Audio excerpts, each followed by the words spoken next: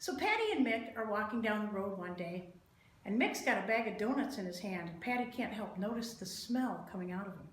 And he walks up to Mick and puts his arm around him and says, "Sure, Mick, that's a lovely, fine bag of donuts you have there in your hand." Mick looks at Patty and says, "Aye, that it is. I'll tell you what, Patty, if you can guess how many donuts I have in my bag here, I'll give you both of them."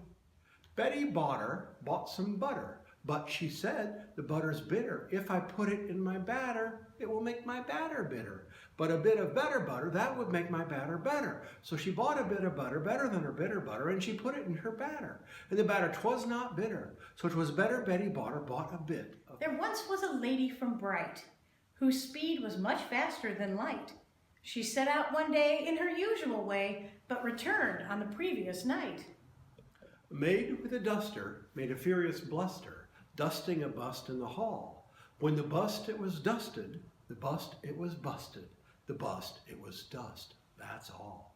Tricia, I have a question for you. Sure. What do you call an Irishman that's always bouncing off the walls? Well, I don't know, Mick. What do you call an Irishman that's always bouncing off the walls? Rick O'Shea.